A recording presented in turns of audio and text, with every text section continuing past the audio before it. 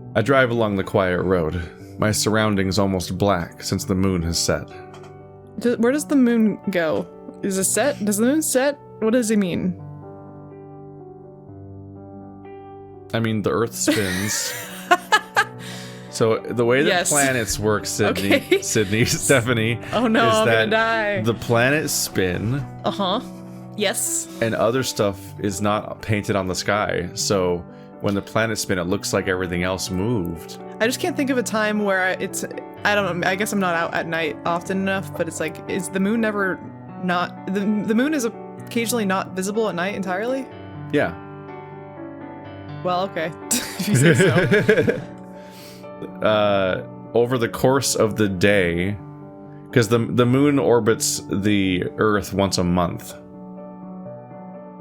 So it's not like it's like keeping up with our every single day spin. So over the course of every single night, the moon moves like the sun does. It's just that the moon is not magically in the opposite direction of the sun at all times. So it's not like a Minecraft sun and moon where like a sun goes across the sky and then at night a moon goes across the sky perfectly opposite of it. But the moon does go across the sky. Well, I mean, I know it goes across the sky. It's in different positions. I just thought that because of the way, like, I don't know what I was fucking thinking. I just thought that like it was always visible at night just because it's what provides nighttime light. There'd be absolutely nothing if the moon wasn't there. I mean, I'm sure we're getting light. There's stars. They don't. The whole sky is all white. But they're just our darker nights. Yeah, but I didn't think the moon was ever. We're just not used to the idea because our towns are all illuminated. Yeah, whatever. I believe you. That's all I'm gonna say. It takes me a moment to find the side road that will take me to the shore. This is a stark difference from the last background. Wait, this looks like it was made in like MS Paint. There's some extreme things going on here where they're once again using a pasted in cropped night sky that is a completely separate image. They are very, there's a lot of stars in that picture. Yeah, it's a lot more than were in the other nighttime shot we saw, both of the street and of the motel. But like, this is the same lake photo from before, but with just on top of the cutout like poster effect, it also now has a significant color correction to try to make it look nighttime. It's like when you shoot like day for night, where you make the film like you make the movie like dark and kind of blue to try to pretend that you didn't film in the middle of the day. Like they only have like this photo to work with, but this might be the single most hacked together image I've ever seen in this game. It's a little rough. It's a little rough. Like I can almost better accept like goofy stuff like that photo of the door that looks like it was like stretched. But here it's like I'm just like confused. Like this doesn't work. Well, it's also funny because after TJ's route came Jenna's route, where they started having a lot more just illustrations, and this would have been a great time for an illustration. It's by the time you get to arches and stuff, it's like that game is just entirely drawn to the point where we just got to one flashback that was a photo, and we're like, whoa, they do this ever? That's wild. Sorry, the tables are wobbly. I need to like go under there with the socket wrench or something and find where it's like got one of the screws got loose. Don't you have your universal wrench or whatever? No, I can't find I have a screwdriver with swappable bits that I cannot find. It's yellow. So if you see a yellow one with swappable bits, that's mine. I have no idea where it went. It's pissing me off. Well, I don't have one with swappable bits, but I have screwdrivers if you want to borrow one. Yeah, but this thing has bolts. So I have to find the individual. I have to find the individual socket wrench or whatever wrench that fits it. I usually just grab a handful of them and then just try them all for a bit. It's usually the best idea. But something's getting loose in my standing desk, so it's becoming treacherous. Yeah, it's kind of like you have so much expensive equipment on it that it's like spooking me out a little bit. Yeah. Let's see. It takes me a moment to find the side road that will take me to the shore. We got so distracted by that picture. Once I do, I see one. Lonely orange light glaring in the middle of the parking lot. Or one lonely orange nut light. That's the pause. Fucked up the whole sentence. I did it. I bad. Woo! I park away from it, at the edge of the lot. It's dark here. I sit in the car for a while, wondering what I'm doing, wondering what the fuck I'm going to do. But something drives me. A feeling that if I don't do this, then the rest of my life is going to be ruined. Well, there's a lot on the line there. I can't let that happen. I open the door and quickly get out. That's extremely suspicious. That's extremely suspicious. Like, until now, it was just like Chase investigating this weird thing that's focused on him, that's like fucking with him. Oh, but the fact that he's like, part. Yeah, Yes. the fact that he specifically is like, if I don't get there first, it'll ruin my life. I'm like, See, Chase? I was thinking more so like, I'm gonna get framed for something.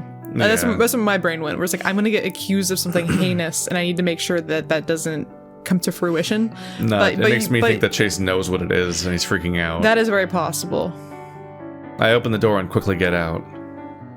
I pull out my phone and turn on the light, finding the small dirt trail that leads out into the inky blackness. The air is cool, and I can smell the lake. Pretty soon I can hear it, too. The soft, desolate sounds of the waves running against the thin strip of shore.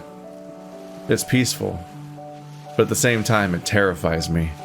And for a moment, I feel like the lake is one giant, living thing. It dwarfs me with its presence, a giant, all-knowing thing. It knows I'm here. I shudder and force myself to continue. I find the shoreline, and the dry sand shifts,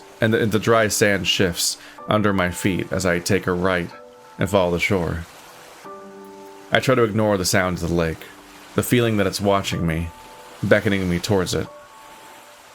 Finally, I come across the boulder that I'm looking for. The one that Carl used to carve his drawings into. Of course it would be something that Carl used. That fat piece of shit. What? So Chase does sincerely think Carl's doing this. That's why he's mad at him. I just thought he was being just generally mean about Carl. Just and randomly mean about Carl's weight. Yeah, that kind of hurt my feelings. He's pissed because he thinks he's like Carl's going after him. Yeah.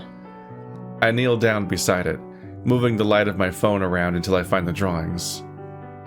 I look at the super wolf etched into the rock, glaring. Then I see a glint of light above it. I shift the phone light up to see what it is. I gasp, and I can't help a ragged scream from escaping my throat. Oh. A tarantula sits there, staring back at me, its cluster of eyes shining back in the darkness. Man, I thought it was gonna be something actually scary, Chase. You got me all hyped up for a second. It's a metaphor for his gill? I stumble back in the sand and fall, sitting down hard and causing my teeth to clack together. I scramble back up. I look around for a rock and quickly find one. When I turn back around and lift the light, the spider is gone.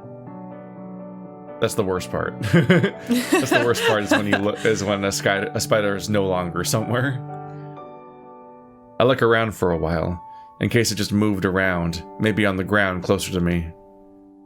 I don't see anything though, and I throw the rock at the lake, cursing the damn thing. It was minding its own business, Chase. Then I kneel down and look at the spot between the rocky ground and the boulder. It takes a few moments, and I have to get real close, looking deeper into the crevice, and then there's a glint of what looks like metal. I start to dig, first with my bare hands, then with the help of a flat rock lying nearby. I'm sweating and gasping by the time I pull the thing free. It looks like an old lunchbox. I shine a light on it, and can barely make out what looks like a cartoon dragon. I open it and pull out the note. I read it. In a fit of rage, I tear the stupid thing in half, throwing it to the ground. You fucker! I hiss it out through my teeth, then pull out the piece of paper I'd taken out of one of Jenna's notebooks, along with a pen. I write for a moment, using the old lunchbox as a flat surface. When I'm done, I drop it into the box, then wedge the box into the crevice, covering it up with the loose dirt I'd moved. I pack it down, then stand back up. Thinking twice, I pick up the shredded note and stuff it into my pocket. Ooh, that's not gonna come up later. Then I walk back up the shore and up the trail, ignoring what looks like the eye shine of tarantulas all around me. Maybe it's just the stars. I don't remember much of the drive back, or the parking lot of the motel. The next thing I know, I'm standing next to the bed, glaring down at TJ, watching him sleep. Oh, you creep. Did he figure out that TJ did it? If he's reacting that way? What did Chase do? What did the note say that we didn't get to read? And what did he write? We arrived at the lake around 10 in the morning. Julian had driven down an hour ago to pick us up, before driving to Carl's house. Carl wasn't ready when we got there, and when he answered the door, his eyes were bleary and red. It took him a good 20 minutes to get ready. All the while I struggled not to glare at him. Was he crying or was he stoned? So he's still pissed at Carl. Well, I mean, he might just be pissed in general now. Yeah. It's weird. I've been friends with the Ram for almost my entire life, and it's only now that I'm feeling real disgust for the person that he is. Okay, yeah, I think he's still so mad at many him. self-created problems. He keeps his head down most of the time, so he doesn't see me. He's still feeling sick, too, so he opts to ride in the truck bed on the way down, and Jenna sits with him. I can't help but wonder what might happen if we have an accident. TJ sits next to me, and this time I'm sure to sit in the middle so that Julian is on my left and TJ's on the right. Chase is just being a vindictive little punk today. It feels better this way. As the lake comes into view, I rest upon TJ's knee. He glances at me, then nods in acknowledgement. I give his thigh a squeeze, then wait as we pull into the parking lot, going over the scenarios in my head for what might happen. What are you doing, Chase? This is so... He's so blinded by the idea that this is, like, TJ's route, essentially. Like, he thinks that they're developing a thing, that he's not even... It seems like he really isn't registering the idea that TJ did this. Yeah. And so now he's, like, hitting on TJ as they're on their drive to the place. And TJ thinks he's gonna be doomed. Like, he's kind of like... He just... In his head, he thinks that Chase is gonna be really fucked by what's about to happen. Yeah. I'm wondering what's gonna happen when they pull up the note, if TJ's gonna have a fit or something weird. Yeah, like right now it feels like TJ's humoring him and playing along because he's trying to get through this part where he's trying to either frame or accuse Chase. And Chase is so blind that he thinks he's still flirting with TJ on the way to that because he's so sure that Carl's doing this. It's like, it's absolutely wild. This is a distressing... It would be in his best interest... Distressing scenario. To just maintain suspicion of everyone until you're sure. Going over the scenarios in my head for what might happen. Oh, and Julian's just gonna be here and just be really daft. Julian is also here. Well... Here we are. We're about to see the equivalent of what would have happened if the freak out at the lake during Carl's route had Raven there. That, oh my gosh. Because Raven's just like what's going on? Raven just like obediently stayed at Carl's house all day and waited for them to come back from the thing. But like, what if Raven was fucking there during the blow up? Like, here you go, Julian. Julian's here for a ride. No, Julian's gonna take you for a ride. Gonna see a lot today. We don't say anything in response as we quietly get out of the truck. Jenna jumps out of the truck bed easily, but Carl struggles, and I imagine him falling straight out and face planting into the asphalt. Damn. Thanks for helping, Chase.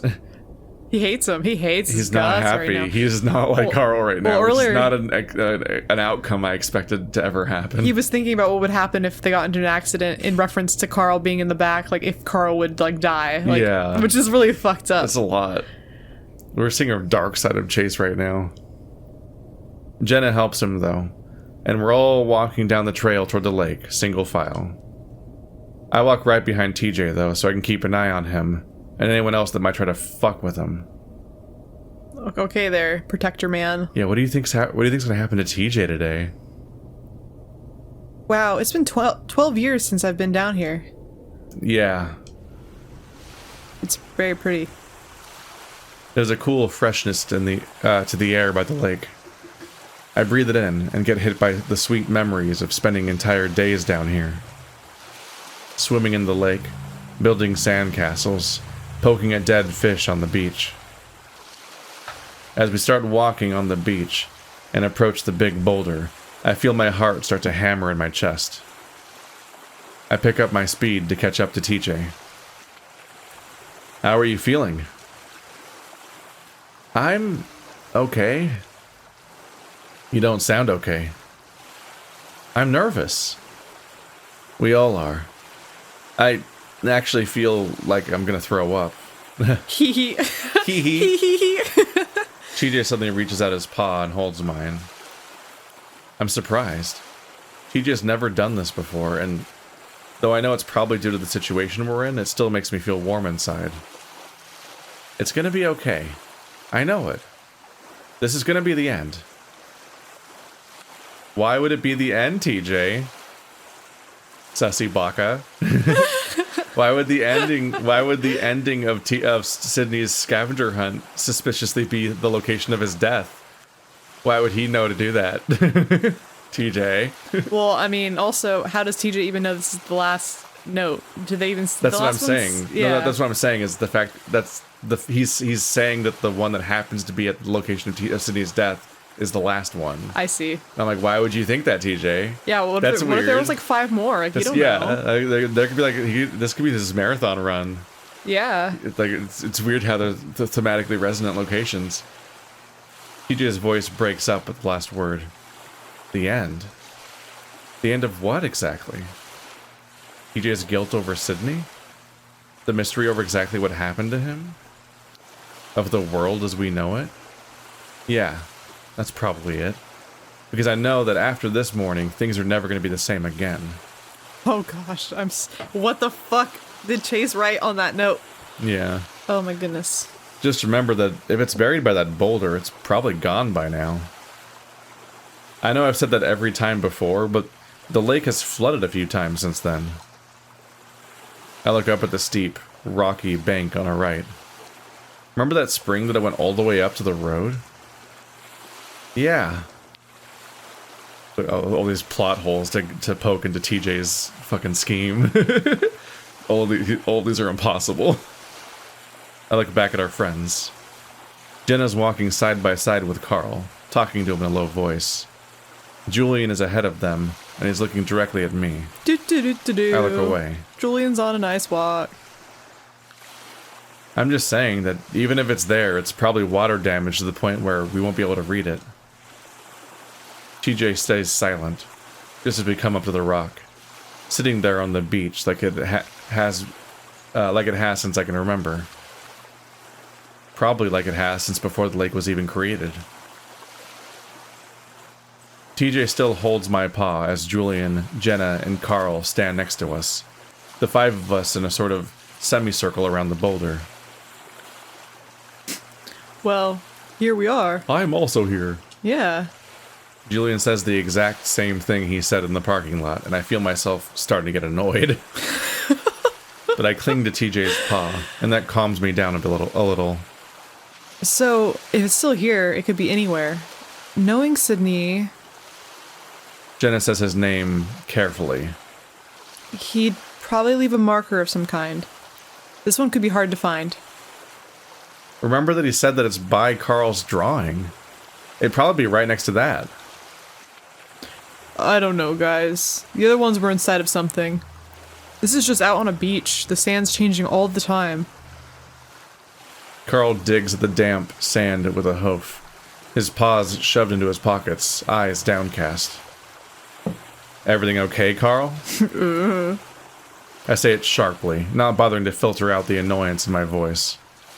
He looks back up at me, a bit surprised. Huh? Yeah, I'm okay. I just feel sicker from the ride down. Smoke too much? Damn. Carl frowns. No, I just get sick sometimes when I'm stressed out. The weed makes me feel less sick, actually. I stop myself from asking what it is he's so stressed about. Are you okay, Chase? I'm good. I shouldn't be drawing attention to myself right now. Meanwhile, Julian is walking around the boulder, looking for the drawing. TJ lets go of my paw finally and starts to walk around the boulder from the other side. Almost immediately, he points excitedly, almost like he knew where it was and walks straight to it. Dude, TJ needs to get... TJ's a horrible liar. He needs to get better at doing this. He's so lucky that Chase is stupid. And everyone else. Carl, you're drawing. Carl sidles up next to him before chuckling quietly. Oh yeah, for some reason I thought it'd be gone by now. Why would it be? You chipped it into the rock. Didn't you spend like a month doing that? Sure, but you know, erosion. Yeah, definitely erosion. Rocks weather. Yes, Mr. Geologist. Yep. I don't know how fast they weather, like I don't have math, but it is apparently in the waves of a lake. Like the prime space where something would change. Carl looks down at his paws. Yeah, fucked my paws up doing it too.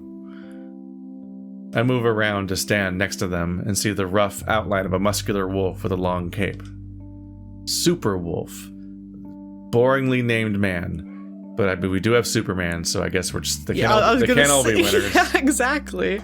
In fact, I say they can't all be winners, but really, the most, like, boringly named generic things are consistently the most popular thing in history. Like, like Superman Batman. Is, like, the superhero, and he's just like, what is he? You know how, like, some men are, like, super? Like... Yeah. That's his name. like super, like his mom loves him and he does good at his job and he's well loved in the community. It's like, no, like he flies. It's like, wow, super doesn't mean that. Like, why'd you come up with, like, why super? I don't know. Why not Fantastic Man or Amazing Man or like, I mean, not likely that would be any better, but super is like not a word that you identify with superheroes until Superman existed. So like, why super? I can just imagine that it's just literally Great Superman, man. But with a wolf head. Like, same costume, same sure. S, because the S isn't man. Well, if you put a wolf head on him, he's automatically more interesting. Like the S is clearly just super, but then I want to be a in Stussy. the lore, they're like the S means hope. What? It means hope? Yeah, you don't know about that? Hope doesn't start with an S. No, it's the S. It's a coincidence. In universe, it's a coincidence. It's not the letter S because it's not from Earth. He was sent there. It's from his. Yeah. He had that costume before he came here, so it's a symbol that coincidentally looks like an S that means hope, which is a lot. But it's just like such a funny retcon because obviously they just. Comics are dumb, and they just made a guy named Superman and put an S on his chest. Yeah. That's what you do. So it's like his underwear with his name on it. He hates commies, and he never is bad, and never curses, and never drinks, and he just flies around, does good things all the time, and that's it. Super Wolf. Carl had been obsessed with that superhero since the new movie was coming out that summer. Does he know all the Superman movies are always bad? Maybe Super Wolf movies are different. I don't think he liked it very much because right after he saw it, he stopped working on the etching. Oh no! That's the tragic backstory we're unlocking by coming here. Oh, it's fucking Carl's villain arc. He became disillusioned by the movie industry. Now I only like furry Wonder Woman or whoever it was. The one that TJ likes. Oh right, she liked it. Oh, like Carl liked the comic and hated the movie, right? Like, it's nothing like the comic and books. TJ had the action figure of the girl superhero, and they were making fun of him about it at the beginning. He's like, but she's cool. Yeah. It's actually pretty good, especially when you consider that Carl was like 9 when he did it. Oh, the drawing, not the movie. I pushed those memories out of my head, wiping out the smiling childhood face of Carl from my mind. God, I keep thinking about how old these people are. And I'm like, okay, when they were 9, so like I was probably like 15 or something. It's the fucking it's that Superman movie where he gets shot in the eyeball and it bounces off. Remember like the Superman movie that I never fucking watched any of those. Yeah, I just mean like that. I just mean like there was a Superman movie that's older than the current generation of superhero movies. No, I know. I just know that there's a bunch of really bad Superman movies. Yeah, well, there's all the old Superman movies. Yeah. Then there's the one reboot attempt. Yeah. And then there's the current one. Yeah. It's like that one middle movie that no one really talks about anymore. I think that's the one that canonically would have been the one that Carl hated. It's like, he's like, oh, this is going to be so cool. And then I don't think anyone liked that movie. I mean, like I said, Superman just doesn't make for good movies. And honestly, good comics or anything. Superman's he was important, but he's the Mario of the whole thing. He's the There's you can do stuff with him a bit, just in like because Captain America is kind of Superman for Marvel, and that he's like the Boy Scout character. Yeah, and you can work with that, and he could be a foil. Well, yeah, what you can do with it is if Superman does something, it's probably the purest expression of what you think morality is in that universe. And so you can having your incredibly pure character do something can be a profound statement if it is in any way like counter to the current, like if it's in any way counter the current like perception, societal problems, essentially. Yeah. Oh yeah. No, I understand that. So like Superman says trans rights is a good thing to have happen, for example, because that's like, hang on a minute, this is a wide declaration. Some characters are more like ambiguous in their goodness. So like if they were to be like trans rights, you'd be like, I think that's good, but it's coming from you, and like I don't know how I feel about you all the time. Like, yeah, you know, like Batman's morality is like debatable in some areas. It's like if fucking Rorschach says trans rights, you're like, well, are we supposed to agree with him? But if Superman says that, you're like, well, we're always supposed to agree with Superman. That's the whole point. I love the He's supposed to be better than us. That love Rorschach, not realizing that's so dark. Kind of a bad thing. It's so distressing when people don't realize. I like Rorschach, but I don't relate to Rorschach. No. Like, you shouldn't think that he's like your guy. He's interesting. He's fucked up. Yeah, he's not like the hero that we need. It turns out the guy that graphically kills a dog on camera is probably not supposed to be sympathetic. What? Like almost like that was signaling something to the audience when you do that. That was my favorite. It's like Superman wouldn't kill a dog on camera. No, he wouldn't. But as a non like I don't really read comic books about superheroes because I don't find them that interesting in Watchmen's general. the only one I liked. Yeah, I read Watchmen and I read single volume comics of Batman that are basically self-contained and usually contradict each other. Yeah, I read like The Killing Joke. Yeah, I have The Killing Joke, I have White Knight, and I have a few other ones, and I have Harley Quinn's like Breaking Glass. None of those seem canon with each other even, let alone anything else. It's just like archetypes and legends, like you're riffing on the idea of the character. But the one Superman comic I've read that was just like a neat experience is that there's a Superman story that's just entirely him talking someone back from a ledge. And I'm like, oh, that's a Superman story. Like that, there's your like Boy Scout pure boy thing, as opposed to like, I caught a comet or whatever, I'm impervious, or I have one really boring weakness. It's like him genuinely just stopping dead in his tracks to deal with one individual person's like crisis is like a really cool characterization for him. Yeah, no, that is actually very like nice. Like hypothetically, like I don't actually have anything against Superman. It's just in comparison to the roster. I don't care when he's like fighting Zod. I'm like, okay, cool. He punched him through a building, and then he punched him through a building, and then eventually one of the punches mattered apparently, and it worked that time. I hate super powerful characters fighting each other because it feels like nothing matters. Well, it feels like Dragon Ball Z. Like, yeah, I'm so confused when someone suddenly wins. I'm like, oh, why? Why did they win now? Cause, you know, I don't know.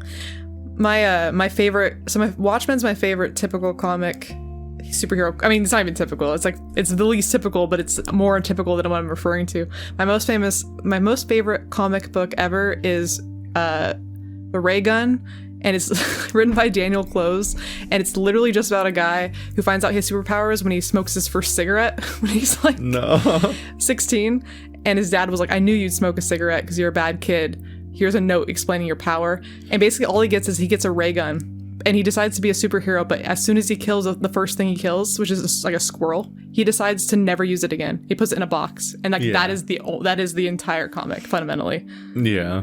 Like he does nothing with it. He gets old, and I think eventually like his friend from high school comes to steal it, and then they both get shot or something, and then the comic just ends. And it's like you can do really interesting stuff with that. Sometimes one of my favorite characters is Gambit, and he discovers that he's an Omega level mutant, like essentially like one of the most dangerous and powerful kinds of mutants there can possibly be, like Storm, who controls the literal weather, for example, like godlike beings essentially. And he's afraid of how dangerous he could be, so he literally undergoes a surgery to remove part of his brain to like remove his ability to access that kind of power. Like that's like such a choice for a character to do. You should watch Mob Psycho. Mob Psycho. One of these days. It's because I just like when they turn, or even like One Punch Man, they're both by the same guy. So like the whole point just being that like we're gonna take a typical superhero story and just completely turn it on its head. Yeah. But like I no one's ever had that idea before. Well, I mean they have, but I mean, like, Invincible and The Boys. It's just like how, especially the older ones are like, what if Superman was a bad guy? Whoa, like that Injustice or whatever. Yeah. I was like Mortal Kombat, but the other one. where he breaks that's essentially like a timeline where the entire universe snaps over its knee because Superman breaks his code. Yeah. So I think he kills Joker. Yeah. And then it's like, oh no. Or something. I don't fuck. Yeah. Like anyway, that. sorry for getting off topic at the most crucial moment in the entire playthrough. That's our style. Yeah. That's our trademark. Have you enjoyed slowly like scratching a groove into your chair with your fingernail as you listen to us just not read the note? We're buying time because we're both scared. I push those memories out of my head along with the tangents, wiping out the smiling childhood face of Carl from my mind. He's so cute. Then I steel myself, preparing for what I'm going to say and for what's about to happen. Hey, look at the sand underneath it. Everyone looks down in unison at where I'm pointing my finger. I let it sink in for a moment before I say it. The dirt. It looks like someone dug it up recently. No one says anything. Or maybe the sand's just wetter there. I don't know. It doesn't seem like that'd be in your favor to say that, but okay, Chase. Yeah, like one. I don't think the dirt looked weird when he got here. He just found like a little glint of metal or something. Yeah. But like the dirt's supposed to look like it's been untouched. Like, and I kind of thought he was doing it in range of the waves where it would like change by then. Because if it looks like it just got dug up, that's like incredibly suspicious for several reasons. Well, it throws suspicion on everyone, but it also includes him. Yeah. So it's like it's not the best move to point that out. Yeah, like it potentially could indicate that one of them did it in the first place, which is what he was supposing. But also, like, when they look in this one and see it, like if they see that it's recently dug up and they also notice that it has different handwriting, they're gonna be like, oh, someone just changed this. Yeah. And who has the most stakes in just changing it? Yeah. TJ kneels down next to the boulder, reaching out a paw to steady himself against it as Julian kneels down across from him. He reaches out with the other paw, poking at the loose-looking dirt, slightly darker than the sand around it. Still, no one says anything, and decide not to push it further, knowing I've already planted a seed of doubt in TJ's mind. He does not. He's so not on the same page we are. Oh my gosh. It's so frustrating. Aha, now TJ will realize that this isn't real. What if Julian's the one that like he's just like I figured it all out, and he like tells exactly what happened. Like he's the only one who knows everything. He fucking glass onions it. Yeah, he does. Like, that would be great. Just having no idea what he's stepping into. Julian's like, TJ did all this. It's obvious. Blah blah blah blah blah. And then Chase did this. Blah blah blah blah blah. Like he just like says it, and everyone's just like, what? And he says it without tact. He says it completely robotic. That'd be great. We should have grabbed. He'd be my favorite character. I know, that would change my perception of him entirely. We should have grabbed a garden shovel from your house, Carl. Yeah. I pick up the flat rock I used last night. Here. I hand it to Julian. Wow, you found that really fast. He looks at it for a second before digging the sharp end into the dirt. It sinks in deep and easily before the stag turns out the sand. Less than a minute later, TJ gasps and reaches into the shallow hole, pulling out the lunchbox. Now that there's daylight, I can see the chipped green paint on the dragon. TJ holds it for a moment, staring down at it. Julian looks around at us. Was that Sydney's? I can't remember, but TJ nods, and with shaky hands unlatches the metal clasps. Carl stands further back than the rest of us, motionless. Jenna, once again, has a paw up to her mouth, not saying anything. TJ opens the lid. The hinges squeak a little as the tin lid flops open, revealing the note. My note. Paws still shaking, TJ reaches in. At this point, there's little hesitation in TJ's movements. He's eager to find out what it says, eager to get this done. TJ unfolds the note, then reads it. He doesn't read it aloud, instead letting his eyes go back and forth over the page while the rest of us wait. I know at this point that he's finished reading it, but he still doesn't say anything, eyes glued to the page. Music stopped. TJ? She's having a squeaky little nightmare. Sorry, let me help my dog really quick. Kiki! Kiki! Sorry, she's having a nightmare. She's going to interrupt the scene. TJ doesn't say anything, continuing to stare. TJ? What does it say? TJ sits there for a few seconds before he wordlessly holds out the note to no one in particular. His face is blank for the most part, but I can see the shock in his eyes. Julian takes it from him and starts reading. You've reached the end, but I don't have the answer, so I'll ask again. TJ, what happened to Sydney? The silence that follows is one of the heaviest that I've ever experienced.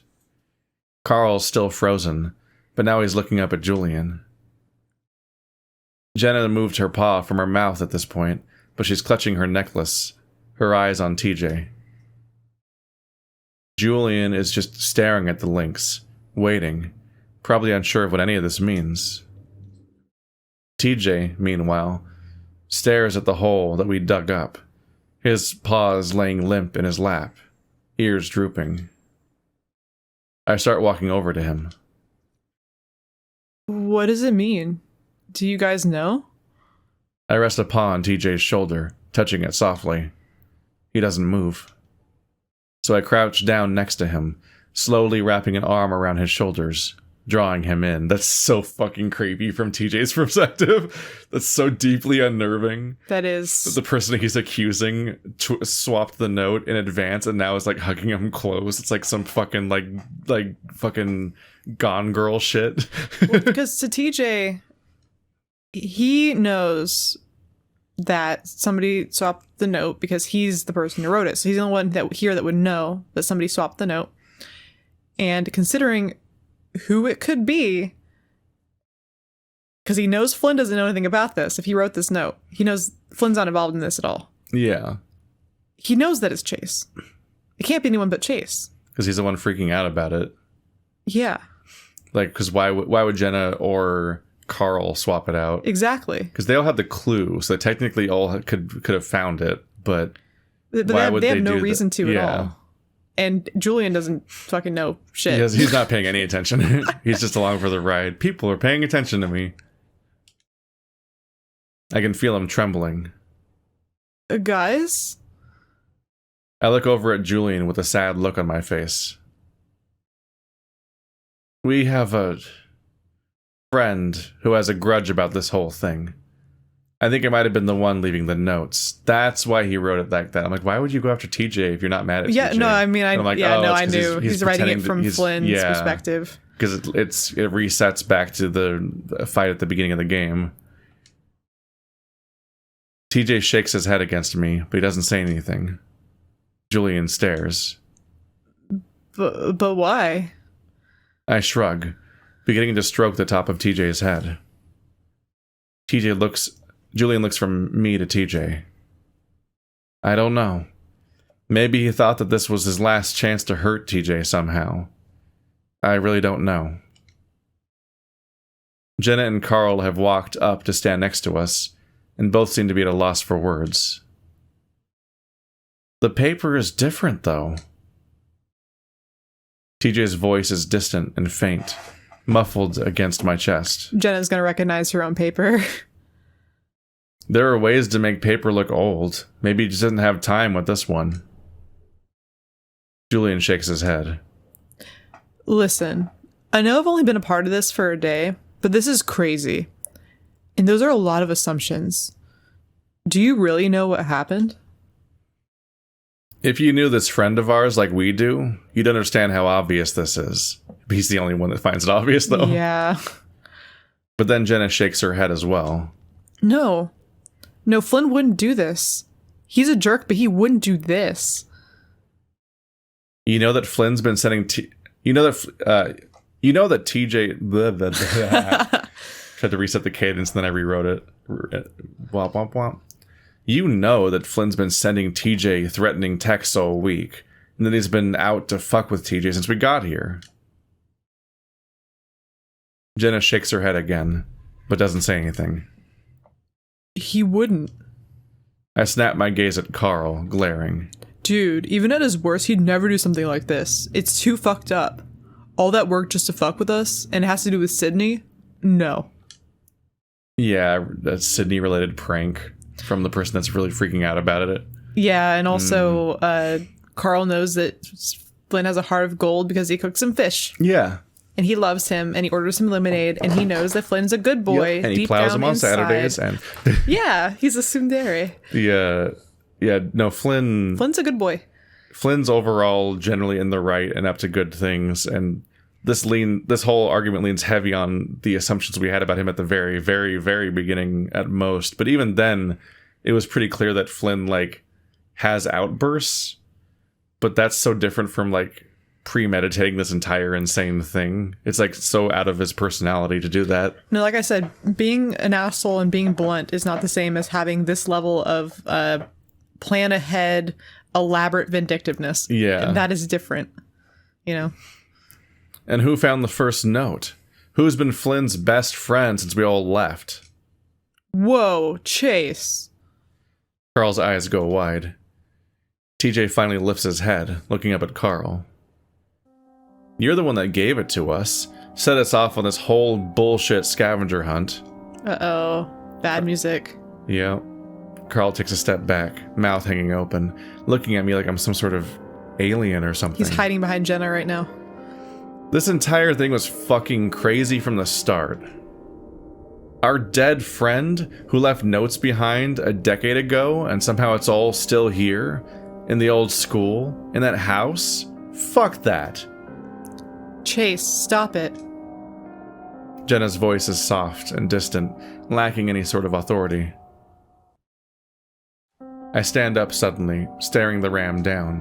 What? How? No. Carl takes another step back, and I can see his chest heaving. He can't even get his words out. It's like he's just run a marathon and can't catch his breath. He's probably having a panic attack. Huh? I don't... Carl clutches his chest, and I can't help but notice how fucking guilty he looks right now. He suddenly retches and gags loudly. Carl, breathe. No. You can't just use your fucking anxiety. I make air quotes. So this is the lowest point for Chase. You monster. As a shield right now, did Flynn put you up to this? Did Samuel just call out Chase? Sounds like it. Is that what that line was? Yeah. Like, even Samuel's pissed at him. This is the true and proper, everybody hated that moment. It's too much for everybody. Carl retches again and doubles over, spitting on the ground. Carl. Jenna starts walking toward the ram, but at that moment, something rushes past me and then past Jenna. I have a moment to see TJ's back. His tufted ears are laid flat against his head, like he's moved so fast that the wind has pushed them back. There's another quick movement, and I can't quite see from my angle. But then Carl's stumbling back, a paw up to his face, letting out a gasp like he'd been holding his breath for 10 minutes. I lunge forward, reaching out for TJ as the cat goes in for another swipe. Carl jumps back toward the embankment, and as he does, he lands on the many rocks that separate the beach from the road. I grab the back of TJ's shirt just as I see Carl's hoof disappear between rocks. Oh no! Oh no! He's gonna break his leg. Then Carl falls back. I think he's gonna break more than his leg. No! Don't hurt Carl. Carl did nothing. He didn't do anything. He didn't do anything. The last bad thing he did was get too high and drunk that he fucking got jealous of them, like, bantering and called out TJ about Sydney again. Who hasn't done that? Which makes him extremely suspicious. It wasn't for how suspicious TJ was. There's a sound like a thick branch snapping in two, cutting through the air like a gunshot. Immediately, Carl lets out the most hideous scream I'd ever heard the ram make. No! Jenna runs past us, followed by Julian at a more even jog. Meanwhile, I hold on to TJ, the link still going after Carl, making a yowling sound as his claws swipe at the air, baring his teeth. He is wild, feral, not thinking at all. TJ, stop. I'm here. He doesn't want you, Chase. You're not... This is unexpected. This part's unexpected. Yeah, because that doesn't make sense. I don't know what to make of TJ's reaction. Is he playing along? But, like, he doesn't seem like a good actor, and he seems like he's losing it in a way similar to, like, what happened. This is what we saw during Leo's route, when we found him under the bed. Yeah. I tried talking to the Lynx's ear at the same time. I feel him starting to go limp in my grasp, the energy and rage slowly going out of him. I finally feel safe enough to turn him around, pulling him into a hug. It's okay. You got him. You're fine. TJ looks toward Carl one last time, watching the ram roll back and forth on his back, choking, howling, and screaming all at once. Oh my god. Oh my god. TJ suddenly turns his face into my chest and starts to cry. Jesus, his ankle. Carl, can you move?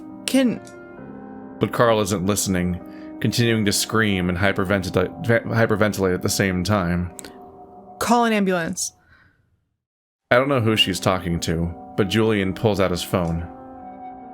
TJ continues to sob into my chest, and I start to move away, toward the trail, pulling TJ with me. I'm taking TJ back to the motel. Yes, leave, please. Jesus Christ, this entire scenario is so fucked up. Chase is not concerned. Like, at all. No, Even though this is, like, such an escalation from anything that happened so far. Well, he's like, oh, TJ, let me hold you. Let me, like, calm you down. And it's like, no, Carl's, like, something's really bad with Carl. Just experienced one of the worst injuries any of the main characters have experienced, and it's not even Silent Hill or anything happening right now. Like, it's just his friends. Yeah. Like, this is fucking distressing. Jenna snarls at me over her shoulder. Hi, we need paramedics. Yeah, someone here tripped and broke his leg, and now he can't get up. Carl, I know it hurts, but you need to breathe. I'm going to count.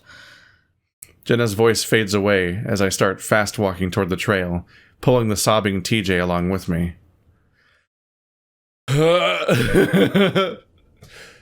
Okay. This was a lot. You know things are wrong when Jenna's on Carl's side. Like, well, something bad has happened. Jenna hates Carl, but this is like a medical emergency. Yes, it's not. This has transcended. She's doing the right grudges. things right now. Yeah. But I just wonder. Julian said that he tripped. I wonder if Carl's gonna. Flynn's gonna say fucking anything kill you about TJ to the. Flynn's gonna be the Brian of this paramedics. route. He's gonna hunt us down. Oh my gosh, I kind of with the gun we know he has. I kind of think that's romantic, and I would like if that happened. I mean, yes, we should get killed by Flynn now. That's the good ending. You hurt my boy. You hurt my man. Welcome to being the antagonist of the route. Jesus fucking Christ. Yeah, nice job, Chase.